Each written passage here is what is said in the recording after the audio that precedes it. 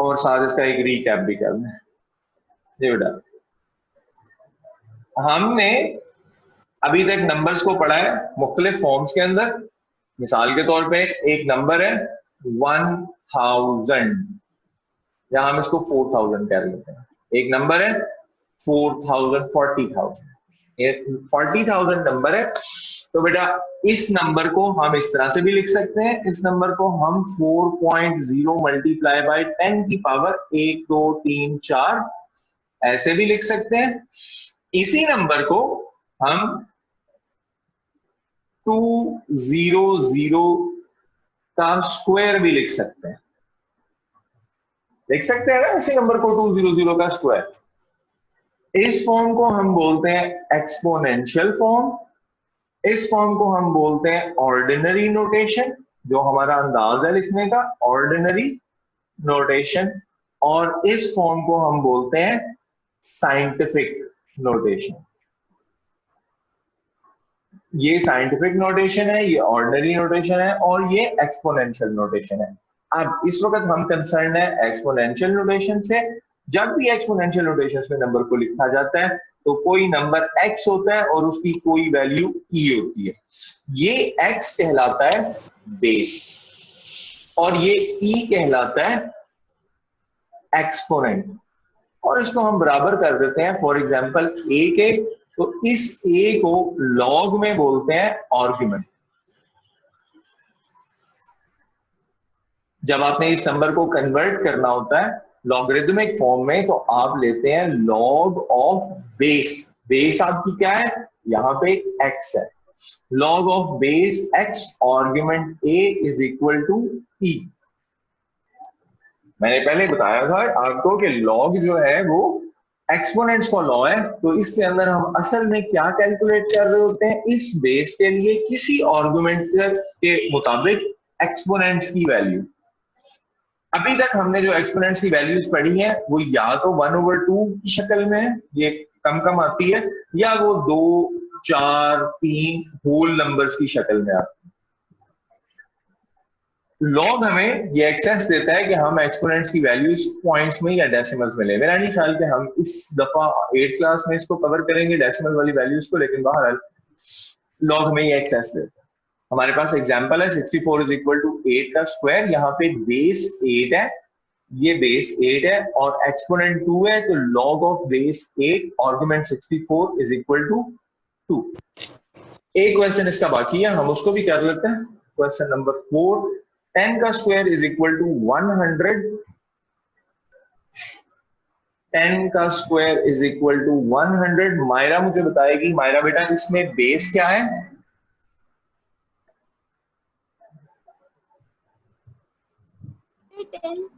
10। शाबाश बेटा, तो हम इसको लॉग की शक्ल में लॉग बेस 10 आर्गुमेंट क्या आएगा? 10। नहीं बेटा, आर्गुमेंट 10 तो हमने लिख लिया। आर्गुमेंट क्या है यहाँ पे? 100। Log base 10 argument 100 is equal to किसके? 2 के। बिल्कुल ठीक है, शाबाश। अच्छा, 2 बिल्कुल ठीक है बेटा। अच्छा बेटा, यहां पे मैंने स्क्वायर रूट लिखा है 4 का, और यहां मैंने क्यूब रूट लिखा है 64 का। ठीक है बेटा, और यहां मैंने लिखा है x का स्क्वायर और साथ मैंने लिखा है एक खाली x। बेटा मुझे आपने ये बताना है कि ये वो जगह जहां मैं हाईलाइट कर रहा हूं, यहां पे क्या वैल्यूज हैं? जी बेटा। मैं बताऊं? जी बेटा प्लीज। सिर्फ 4। जी बेटा, 4 के साथ जहां पे रूट है तो वहां पे क्या वैल्यू है? यहां पे इस जगह पे 2। यहां पे क्या वैल्यू है x के ऊपर? 1। और यहां पे कोफिशिएंट में क्या वैल्यू है x स्क्वायर के साथ? 1। हम ये वाला 1, ये वाला 1 और ये वाला 2 नहीं लिखते, नहीं लिखते ना बेटा। इसी तरह लॉग ऑफ बेस 10 जो है उसका 10 हम नहीं लिखते। अगर log बेस 10 का हो, अगर log बेस 10 का हो तो हम 10 को नहीं लिखते, क्योंकि हमारा नंबर सिस्टम किसमें है, बेस 10 में है। हम बेस 10 के लॉग को क्या बोलते हैं, बेस 10 के लॉग को हम बोलते हैं कॉमन लॉग। क्या बोलते हैं बेटा, कॉमन लॉग। अच्छा, अगर यहां पे एक नंबर लिखा गया log of 432 is equal to something something, तो इस जगह पे कौन सी वैल्यू होगी, यहां कुछ नहीं लिखा हुआ तो यहां पे कौन सी वैल्यू होगी, अभी मैंने आपको बताई है 10। तो यहां पे कौन सी वैल्यू आ जाएगी, 10। अगर कुछ नहीं लिखा हुआ तो इसका मतलब क्या है, 10 है। ये बात जहन में रहे। अच्छा जी, अब हमने साइकिल चलानी सीखनी है। लॉग की साइकिल होती है छोटी सी, वो साइकिल हमने सीखनी है, तो वो अगले क्वेश्चन में हमें उसकी जरूरत पड़ेगी।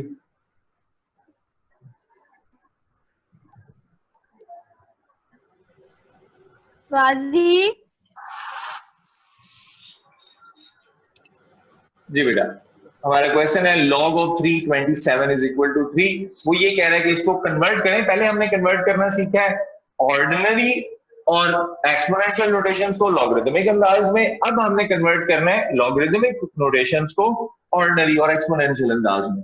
तो बेटा आपको याद होगा कि बेस थी ये क्या थी, बेस, और ये क्या था, एक्सपोनेंट, और ये क्या था, आर्ग्यूमेंट। आपको याद है ना। तो बेटा हम आसानी के लिए साइकिल करते हैं, मतलब बच्चों को सिखाने के लिए, क्या आपने साइकिल चलानी है इस तरह से, एक साइकिल पूरा करना है और उसके बाद इस तरह से साइकिल पूरा करना है। यहां से एक एरो इधर की तरफ लेकर आए और एक एरो इधर की तरफ वापस घुमा दें। इससे होगा ये कि आपने अपना जो भी नोटेशन है वो स्टार्ट करनी है बेस से। 3 की पावर, अगला एरो जा रहा है इधर, 3 की पावर 3 इज इक्वल टू किसके बराबर आ रहा है, 27 के। तो ये आपका, आपने इसको इस अंदाज में लिखना है। कोई प्रॉब्लम इसमें? अभी हम मजीद करते हैं।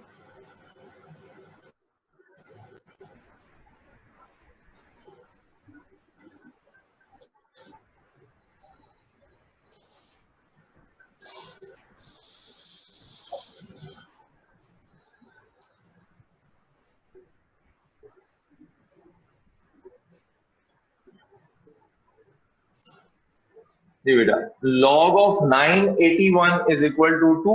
मायरा मुझे बताएगी कि बेस कहां पे है, या हमने शुरू कहां से करनी है साइकिल? हाँ जी बेटा, 9 नहीं बेटा, 2 की पावर 9 नहीं है। आपने 9 से शुरू करना है और इस तरह एक एरो लगाना है और उसके बाद फिर यहां से शुरू करके एक एरो इधर वापस लगा लेना।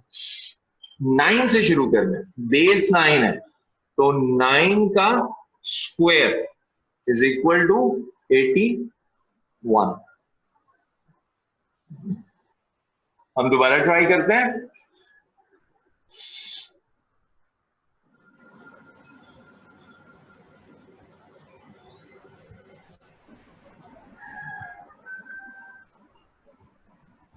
अहमद यार, आपने ट्राई करना है। बेस क्या है इस क्वेश्चन में? सर 6। नहीं बेटा, गलत है। दोबारा कोशिश करेंगे। ज़ैनब बेटा, बेस क्या है? 2। तो हमने कहां से शुरू करना है बेटा? 2 से। एरो को कहां लेके जाना है 2 से शुरू करके? 6 तक सर। 6 और 6 से घुमा के कहां ले आना है? 64 पे। तो बेटा हम इसको कैसे लिखेंगे? ज़ैनब भी बताएगी। ज़ैनब बेटा जी बेटा, कैसे 6 की लिखेंगे? पावर आप 2 इसको? लिखेंगे। नहीं बेटा, 6 की पावर 2 नहीं है। 6 की पावर 2 वैसे भी 6 की पावर 6 और 36 होता है। 8 की पावर 6 है। 2 की पावर 6 है जी बेटा, जहां से हमने एरो शुरू किया है वो बेस है। 2 की पावर 6 इज इक्वल टू 64। आप प्रैक्टिस करोगे बेटा तो उसके बाद फिर ऑटोमेटिकली ठीक होता जाएगा। Next question will teach you much more. अब हमने लॉगरिथम में अभी तक जो हमने पढ़ा है उसको यूज करते हुए वैल्यूज फाइंड करनी। क्वेश्चन नंबर ये है पता नहीं कौन सा 8। क्वेश्चन नंबर 8 है, उसका पार्ट शायद साथ ही आया हो। क्वेश्चन नंबर पार्ट का पार्ट 1 है, 8 का पार्ट 1 है। तो बेटा log 44096 is equal to x है। तो हमने करना क्या है, हमने करना ये है कि हमने साइकिल चलानी है। सबसे पहले साइकिल चलानी है। log 4 argument 4096 is equal to x। हमारी साइकिल इस तरह से चलेगी। हमजा हमारी साइकिल ऐसे चलेगी। बेटा यही करनी हुई है एक्सरसाइज? जी सर कर ली हुई है। ओके ओके अच्छा जी। तो 4 की power x is equal to 4096। 4 की पावर क्या है? x है। हमें नहीं पता 4 की पावर क्या है, तो हम क्या करेंगे, हम 4096 की फैक्टराइजेशन कर रहे हैं। 4096 की फैक्टराइजेशन कर लेंगे। 2 पे जाता है 2 2 जा 4, 0 वैसे आ जाएगा। 2 4 जा 8, 2 8 जा 16, 1 जा 2 0 24, 2 5 12, 256, 128,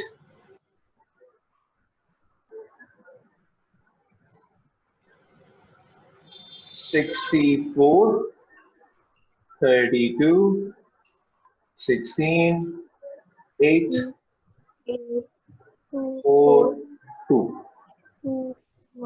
और 1। ठीक हो गया बेटा?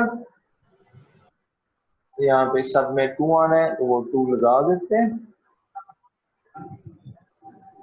और इसको सिलेक्ट करते हैं। ये अलग सिलेक्ट हुआ है।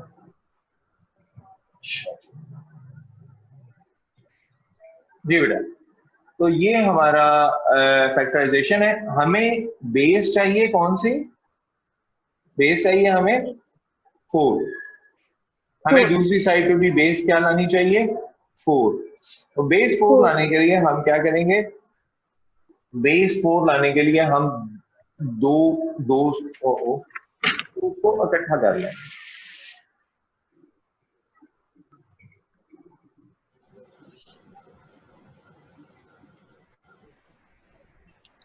जी, बेस 4 लाने के लिए हम ये वाले 2 इकट्ठे कर लेंगे, ये वाले 2 इकट्ठे कर लेंगे, ये 2 इकट्ठे कर लेंगे, ये 2 और ये 2 और ये 2। तो हमारे पास कितने 4 आ जाएंगे बेटा? 1 4, 2 4, 3 4, 5 और 6। कितने 4s आ जाएंगे? 6 4s। तो अगर हम इन 6 4s को मल्टीप्लाई कर दें आपस में तो we will get a result of 4 की power x is equal to 4 की पावर 6। ऐसे ही है बेटा? तो x किसके बराबर हो गया? अगर बेसिस कॉमन है तो इसका मतलब है कि x किसके बराबर है? 6 के। 6। x 6 के बराबर। हम एक और क्वेश्चन देखते हैं। लेट्स गो, हम ये वाला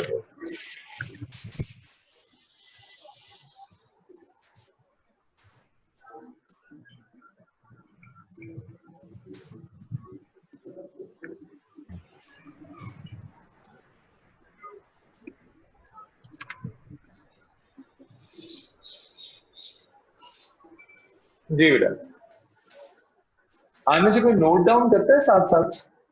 कोई भी नहीं करता मुझे लगता। जैसे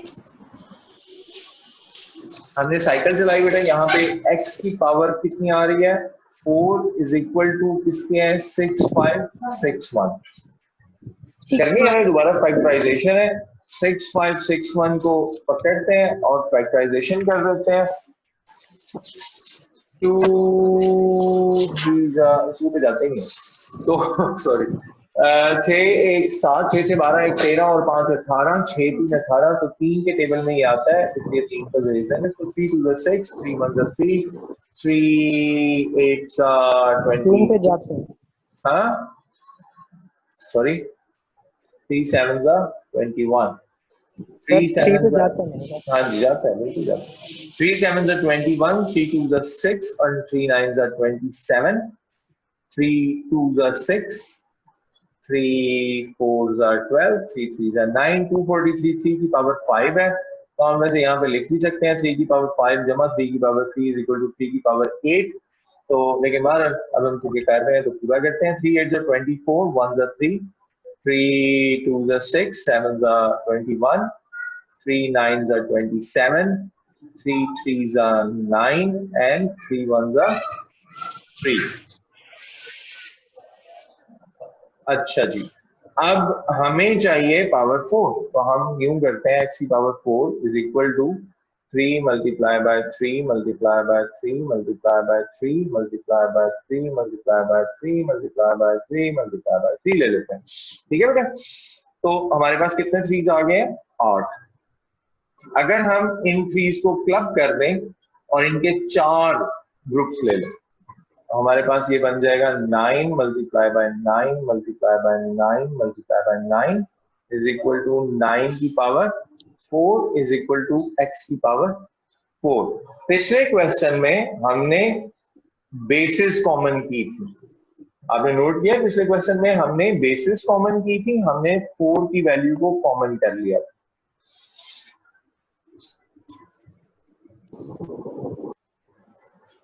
पिछले क्वेश्चन में हमने बेसिस कॉमन की थी और x 6 के बराबर कर लिया था। इस क्वेश्चन में हमने एक्सपोनेंट्स कॉमन किए हैं, एक्सपोनेंट वैल्यूज को कॉमन कर लिया है, तो x किसके बराबर हो जाएगा 9। अच्छा बेटे, ये क्वेश्चन मैं भी आपको होमवर्क में नहीं दे रहा, आपको मैं क्वेश्चन जो होमवर्क में दे रहा हूँ वो है 2 पिछले क्वेश्चन नंबर 6 और 7। आप अटेम्प्ट करना चाहो क्वेश्चन नंबर 8 को तो ठीक है, चेक हो जाएगा, लेकिन अभी आपको मैं होमवर्क में दे नहीं रहा।